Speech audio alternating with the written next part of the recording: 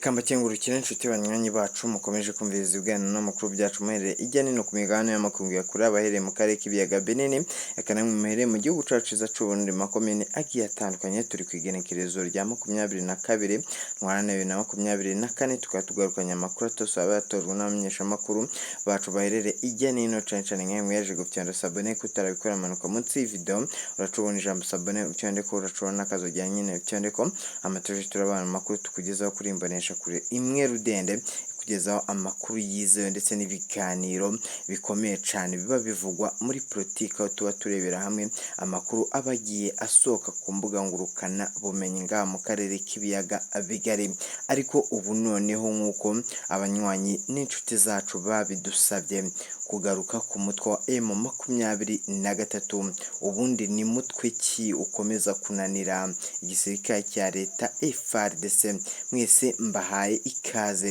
ubu ngubu umutwe wa M23 Laurensi Kanyuka umuvugizi w'uyu mutwe mu rwego rwa politike atangaje amakuru agira ati M23 nagishishikajwe no gufata ubutaka bwa Repubulika Iharanira Demokarasi ya Kongo ariko Antoine Felix Tshisekedi mu yandi magambo ubutegetsi bwa Kinshasa bwashinje uyu mutwe wa M23 kuba ushaka gucamo Kongo ibice bibiri. Antoine Felix Tshisekedi Chilombo perezida w'iki gihugu muri manda ze ebyiri yaranzwe no gutunga urutoki igihugu cy'u Rwanda yuko aricyo kiri mu buseruko bwa Repubulika Iharanira Demokarasi ya Kongo RDF ariko munyemerere duhere mu myaka 10 ishize uyu mutwe wa M23 ubayeho cyangwa se uvutse kuva kera cyane. Umutwe wa M23 wari umutwe ufite imbaraga nk'uko mubyibuka neza uyu mutwe warwanye n'igisirikare cya Repubulika Iharanira Demokarasi ya Kongo uyu mutwe ndetse wigarurira igice kinini cya Repubulika Iharanira Intwaro Rusange ya Kongo ndetse wigarura n'umujyi wa Goma.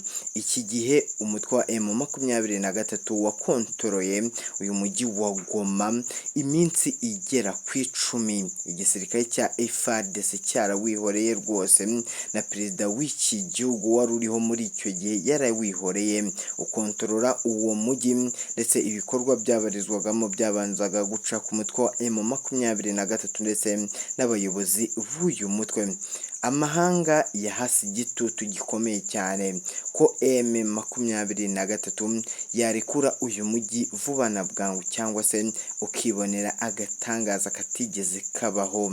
Amahanga Human Rights Loni ndetse n'indi miryango ishinzwe uburenganzira bwa muntu icyo gihe yashinjije umutwe wa M23 guhonyora agateka kazina muntu ngaha mu buseruko bwa Repubulika Iharanira Demokarasi ya Kongo.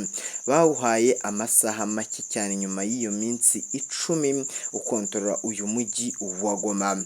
M23 irinangira ariko mu masaha make cyane ibihugu nka Tanzania, SADC ndetse n'ahandi hose hari ingabo zikomeye nka za Malawi zahururiye mu buseruko bwa Repubulika Iharanira Demokarasi ya Kongo zituma uyu mutwe wa M23 unyanyagira urakubitwa koko karahava nk'uko amakuru agenda abivuga ndetse n'ibinyamakuru bigiye bikomeye nka Wikipedia. M23 yahungiye mu gihugu cya Uganda abandi bahungira mu gihugu cy'u Rwanda. Amateka aba yisubiyemo uko iminsi iricuma imyaka 10 irashize umutwe wa M23 wiyubaka mu ntwaro zikomeye cyane ndetse no mu bushobozi bwa gisirikare niko mwumvishe muri iyi myaka 3 ishize umutwe wa M23 uri kwigaragaza mu buseruko bwa Repubulika Iharanira Demokarasi ya Kongo ariko abenshi n'ubundi bakomeje kwibaza ese umutwe wa M23 ko uba ushora intoki hariya mu mujyi wa Goma kandi ivyawubayeho ari agatangaza nyuma y'imyaka 10 ishize, ibi ntibyakongera kuyigaruka. Ese umutwe wa M23 uratekereza iki? Urumva amahanga yawureka ugafata uyu mujyi? Ni mu gihe M23 yo kwiyerekana bidasanzwe ndetse isa naho iri kwihorera kuri SADC yayikubise nyuma y'imyaka 10 ishize ikayinyanyagiza ndetse igatatana igafata ubuhungiro. Ubu ngubu M23 tuvuze ko imaze kugarura igice kinini cyo mu buseruko bwa Repubulika Iharanira Demokarasi ya Kongo, teritwari zigera muri enye ubu ngubu ziri gukontororwa n'umutwe wa M23. Uko abamenyesha amakuru bagenda babigaragaza nuko umutwe wa M23 ubu tutaretse kubeshya ndetse no guca ku ruhande, ubu umutwe wa M23 ufite ingufu ziruta iz'ubutegetsi bwa Kinshasa. Ubutegetsi bwa Kinshasa buyobowe na Antoine Felix Tshisekedi muri manda ze ebyiri yashinje u Rwanda ibyaha bikomeye cyane byo gufasha uyu mutwe wa M23, ariko umutwe wa M23 wo ubivugaho iki? Umutwe wa M23 binyuze mu muvugizi wayo mu rwego rwa politiki Lawrence Kanyuka yavuze ko nta nkunga n'imwe bahabwa n'igihugu cy'u Rwanda, nubwo amahanga yo akomeza kugenda agaragaza ibimenyetso simusiga by'uko u Rwanda rufasha uyu mutwe wa M23. Ariko mu magambo y'u Rwanda nuko u Rwanda ruvuga kuri iki kibazo ndetse no kuri ibi birego bihora bitangwa na Repubulika Iharanira Demokarasi ya Kongo, bavuga ko nta nkunga n'imwe baha umutwe wa M23 ndetse naho bahuriye n'ikibazo cy'abakongomani. Icyo bahuriyeho nuko ngari abaturanyi. U Rwanda ruhakana rwivuye inyuma ko rutari mu buseruko bwa Repubulika Iharanira Demokarasi ya Kongo, ariko umutwe wa M23 hamwe n'ubutegetsi bwa Kinshasa buyobowe na Antoine Felix Tshisekedi Tshilombo, perezida w'iki gihugu, atunga urutoki igihugu cy'u Rwanda bikomeye cyane ndetse nanarye indimi avuga yuko abangaba ari abasirikari b'u Rwanda RDF, ariko u Rwanda uko rwagiye rubigaragaza rwavuze yuko rutari mu buseruko bwa Repubulika Iharanira Demokarasi ya Kongo, ndetse rwanavuze ko ibi ngibi ari ibibazo by'abakongomani bitareba igihugu cy'u Rwanda. Yavuze ko u Rwanda rukwiye kwicara rugakura abasirikare bayo mu buseruko bwa Repubulika Iharanira Intwaro Rusange ya Kongo. Antoine Felix Tshisekedi inama zose yitabiriye z'amahanga ndetse n'aho hose agiye ndetse no kuri televiziyo z'ibihugu nka Radio Okapi zikorera mu buseruko bwa Repubulika Iharanira Demokarasi ya Kongo, uyu mugabo ntahwema kugaragaza ko igihugu cy'u Rwanda aricyo gikomeje kubuza amahoro igihugu cya Repubulika Iharanira Demokarasi ya Kongo. Si ibyo byonyine, amahanga akomeye nka Leta Zunze Ubumwe za Amerika ndetse n'imiryango ishinzwe ubushakashatsi ku isi ndetse no gutata amakuru zagaragaje ko u Rwanda ari rwo rutera inkunga umuhari wa M23. Nubwo u Rwanda ruhakana aya makuru, ibiro ntaramakuru by'Abafaransa byagaragaje ko u Rwanda ngo rushobora kuba ari rwo ruha intwaro zikomeye cyane uyu mutwe wa M23. Gusa u Rwanda rwo uko rubivuga ruvuga ko ntaho ruhuriye n'ikibazo cya M23, ruvuga ko bariya ari abakongomani bakwiye kwicarana n'ubutegetsi bwa Kinshasa bagakemura ibibazo byabo. Ubutegetsi bwa Kinshasa bwavuze ko butazigera bwicana n'uyu mutwe uko byagenda kose. Iyi ntambara iri mu buseruko bwa Repubulika Iharanira Demokarasi ya Kongo, ko abasesenguzi mpuzamahanga mu bya politike barakomeza kugenda bagaragaza ko iyi ntambara irabyara intambara ikomeye cyane ihuriyemo ibihugu byo mu buseruko bwa Afurika, Tanzania, Uburundi, u Rwanda ndetse na Congo, byaba na ngombwa igihugu cy'u Burundi ndetse n'igihugu cya Uganda bigahanganira muri uru rugamba. Ni amakuru akomeje kugenda avugwa ko igihugu cya Uganda ndetse n'igihugu cy'u Burundi bitari kurebana neza. Ibi ngibi birapfa iki? Iki ni ikiganiro ubwacyo tuzakora ngaha kuri Burundi News TV. Munyemerere dukomeze n'aya makuru ndetse n'iki kiganiro gikomeye cyane. Umutwe wa M23 uyobowe na Bertrand Bisimwa, Lawrence Kanyuka, Majoro Wiringoma bongeye gushimangira amakuru akomeye cyane bavuga yuko badashishikajwe no gufata ubutaka, ahubwo ngo bashishikajwe no kuba bakwigarurira abaturage ndetse no kuba barinda abaturage. Uko bavuga yuko ubutegetsi bwa Kinshasa bwiyambaje FDLR kugira bakwirakwize ingengabitekerezo ya jenoside muri iki gihugu. Murabizi ko FDLR ari abarwanyi bo kuri leta ya kabiri, mu ndimi z'amahanga ni Second Republic. Abangaba murabizi ko habaye amarorerwa mu Rwanda Mata 1994 muri jenoside yakorewe abatutsi. Bavuga yuko ari ingabo ngo zatsinzwe zahungiye mu buseruko bwa Repubulika Iharanira Demokarasi ya Kongo. Ariko nubwo bari muri iki gihugu, u Rwanda ruvuga yuko icyaba cyiza ni uko abajenosideri bari mu buseruko bwa Repubulika Iharanira Demokarasi ya Kongo ndetse no kuba ubutegetsi bwa Kinshasa buri gukomeza gutera inkunga uyu mutwe wa FDLR. U Rwanda rukomeza gushimangira ko ibi ngibi bizagira ingaruka mu karere k'ibiyaga bigari ndetse hagakwirakwiramo ingengabitekerezo ya jenoside. Dushinga amaso ku buseruko bwa Repubulika Iharanira Demokarasi ya Kongo, hariya muri Kivu y'Amajyepfo ndetse n'iy'Amajyaruguru, impact cyangwa se ingaruka zigenda zigaragara ahangaha, aho bivugwa yuko abakongomani bo mu bwoko bw'abatutsi ubu ngubu bamerewe nabi n'igisirikare hamwe n'imitwe yitwaje intwaro yatewe inkunga n'ubutegetsi bwa Kinshasa. Ibi ngibi M23 uko ibigaragaza ivuga yuko ibi ngibi ari amarorerwa ari gukorwa na Antoine Felix Tshisekedi gukomeza gushyigikira imitwe yitwaje intwaro kandi ikwirakwiza ingengabitekerezo ya jenoside. Ahangaha ntibatinya kuvuga ko mu buseruko bwa Repubulika Iharanira Demokarasi ya Kongo hari kuberamo jenoside iri gukorerwa abakongomani bo mu bwoko bw'abatutsi, ngo ari nacyo M23 ihanganye nacyo kugira ngo igarure amahoro ndetse ihagarike n'ingengabitekerezo ya jenoside ikomeje kwiyongera hariya mu buseruko bwa Repubulika Iharanira Demokarasi ya Kongo.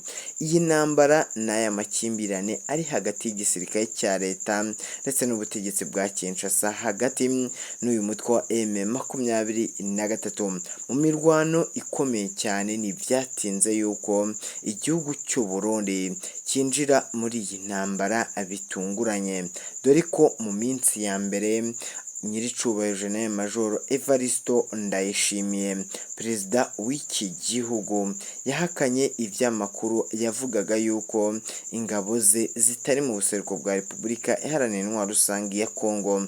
Uko iminsi igenda icaho nuko uyu muperezida w'igihugu cy'u Burundi yeruye avuga yuko noneho ingabo ze ziri mu buseruko bwa Repubulika Iharanira Demokarasi ya Kongo mu kuba bafasha bagenzi babo n'abanywanyi babo nk'uko abyivugira. Avuga yuko umubanyi iyo yatewe nawe uba watewe. Iki gihugu cy'u Burundi kandi nacyo gikomeza kugenda gishinja igihugu cy'u Rwanda yuko kiri neza mu buseruko bwa Repubulika Iharanira Demokarasi ya Kongo. Mu bintu byatunguranye cyane ni ugufungwa k'umupaka wahuzaga ibi bihugu byombi, haba igihugu cy'u Rwanda ndetse n'igihugu cy'u Burundi. Hiyongereyeho icyo bikiri aho nuko umukuru w'igihugu cy'u Burundi General Major Evariste Ndayishimiye uzwi ku kazina ka Neva yashinje igihugu cy'u Rwanda mu kuba gitera inkunga umuhari wa Red Tabara. Uyu muhari wa Red Tabara urwanya igihugu cy'u Burundi ndetse ni umuhari utumvikana n'ubutegetsi. Uyu muhari ubarizwa mu buseruko bwa Repubulika Iharanira Demokarasi ya Kongo muri Kivu y'Amajyepfo. Uyu muhari uheruka kugaba ibitero ahangaha muri Bubanza mu ntara ya Bubanza hano ngaha mu gihugu cy'u Burundi. Havuzwe amakuru akomeye cyane yuko umuhari wa Red Tabara wivuganya abasirikare b'Abarundi ukabica koko n'imbonerakure ngaha zikaburira ubuzima muri ibi bitero simusiga byagabwe n'uyu mutwe wa Red Tabara. Ariko ubutegetsi bwa Gitega bwahise buvuga yuko igihugu cy'u Rwanda ngo aricyo gikomeje gutera igihugu cy'u Burundi ndetse gikomeje guterera inkunga zigiye zitandukanye uyu muhari wa Red Tabara. U Rwanda rwahise ruvuga yuko ivyo ngivyo atari byo kandi rudacumbikiye umuhari wa Red Tabara nk'uko igihugu cy'u Burundi kibishimangira. Ariko abasesenguzi mpuzamahanga mu bya politike bagaragaza amakuru akomeye cyane bavuga yuko uyu muhari wa Red Tabara ntaho uhuriye n'igihugu cy'u Rwanda. Bakanavuga ko kandi iki gihugu cya Kongo gifatanyije umugambi ukomeye cyane n'igihugu cy'u Burundi. Ibi ngibi ngo bitatungura benshi kuba igihugu cy'u Burundi cyafunga umupaka cyangwa se cyashakira ibyago n'ibibazo mu gutera igihugu cy'u Rwanda. Mu minsi yaheze nibwo u Burundi ndetse na Antoine Felix Tshisekedi perezida w'iki gihugu cya Kongo kiri mu ntambara ikomeye cyane cyeruye kivuga yuko umwanya ku mwanya kizagaba ibitero ku gihugu cy'u Rwanda. Kandi mu magambo y'umukuru w'igihugu cya Kongo Antoine Felix Tshisekedi yavuze ko abanyarwanda atari abanzi ba Kongo ahubwo ngo umwanzi wa Kongo ari perezida wa Repubulika y'u Rwanda Paul Kagame. Yavuze yuko ubu FARDC igisirikare cye kiri mu bisirikare 10 bya mbere bikomeye muri Afurika. Anavuga yuko ubu ngubu igihugu cye gifite ubushobozi bwo kurasa Kigali mu minota 8 yonyine kuba bafashe Kigali. Bavuze yuko bitari na ngombwa cyane kuba baza i Kigali ngo FARDC ifite ubushobozi bwo guhagarara igoma ikarasa i Kigali. Yavuze ko u Rwanda umwanya ku mwanya ruzategwa. Ni nako amakuru yakomeje kugenda ashimangira ko Tshisekedi ndetse n'ubutegetsi bwiwe bwose bukomeza gufatanya n'umutwe wa wa FDLR. Abangaba binyuze mu muvugizi w'iyi leta ya Kongo y'ubutegetsi bwa Kinshasa Patrick Muyaya. Byamenyekanye neza igihe yashimiraga umutwe wa FDL ndetse na Wazalendo ku kazi gakomeye cyane bari kuba bafasha igisirikare cya leta FARDC. Ese uru rugamba, iyi ntambara iracura iki mu karere k'ibiyaga binini? Ese iyi ntambara izarangira ryari? Nibwo Antoine Felix Tshisekedi yahaswe igitutu n'uyu mutwe wa M23 yemere ibiganiro barangize intambara mu mahoro. M23 ikomeza gusaba ubutegetsi bwa Kinshasa yuko bashyira ibibazo biri gutuma haba imigwano, ndetse uyu mutwe wa M23 ukavuga yuko icyo wifuza ari ukuba bahagarika iyi migwano, ndetse wanashimangiye ko udashishikajwe n'iyi ntambara mu by'ukuri, dore ko wagaragaje ko nta cyiza cy'intambara. Ariko uyu mutwe wa M23 wakomeje kugenda uvuga ko umukuru w'igihugu cya Repubulika Iharanira Demokarasi ya Kongo yavuze ko nta biganiro, ubwo ngashimangira ko intambara ikomeza, atitaye ku baturage b'igihugu cya Kongo bari kuvanwa mu byabo n'intambara. Antoine Felix Tshisekedi yatangaje ko ubu nta biganiro yagirana n'umutwe wa M23 ng'icyakora yabigirana n'umutwe wa FDLR ndetse n'indi mitwe igiye itandukanye. Ndetse ejo bundi nk'uko yabitangarije kuri Radio Okapi, yatangaje amakuru akomeye cyane, yavuze ko umutwe wa M23 ukoresha n'igihugu cy'u Rwanda, bityo ngazagirana ibiganiro n'igihugu cy'u Rwanda ndetse na nyakubahwa Paul Kagame uyoboye iki gihugu cy'u Rwanda. Ibi ngibi benshi bakomeza kuvuga ko nta nyishu ikomeye bizatorerwamo, bivanye n'uko Antoine Felix Tshisekedi akomeje kwihakana abakongomani bagenzi be ba M23 ndetse n'abanyagihugu ba Kongo. Benshi bakomeje kwibaza, ese uru rugendo ruzavugirwamo iki? Ese uku guhura kw'aba perezida bombi batemeranya kuri uyu mutwe habe na gato, dore ko u Rwanda ruhakana ko rudatera inkunga uyu mutwe wa M23 ndetse rubihakana rwivuye inyuma cyane. M23 nayo ikavuga ko idaterwa inkunga n'uwo ari we wese, ikavuga ko ari abakongomani bagenzi babo bari guharanira ukwishyira ukizana hariya mu buseruko bwa Repubulika Iharanira Demokarasi ya Kongo. Iyi ntambara ikomeje gutera benshi kuba bari guhunga ndetse igakura benshi mu byabo hariya mu buseruko bwa Repubulika Iharanira Demokarasi ya Kongo. Ubu abaturage Sake bari guhungira hariya mu mujyi wa Goma mu nkambi nshyashya. Ibi ngibi bikomeza kongerera ibyago bikomeye cyane igihugu cya Kongo, bivanye n'uko iki gihugu n'ubundi kiri mu bibazo bikomeye cyane by'ubukungu, bivanye n'uko iki gihugu mu by'ukuri gikomeje kwibasirwa n'intambara ndetse n'imitwe igera ku 120 yose iri kunyunyusa imitsi ya Kongo. Naha dusubikiye iki gice cya mbere cy'iki kiganiro, tuzagaruka mu gice cya kabiri. Mwakoze kubana natwe, iyi ni Burundi News TV.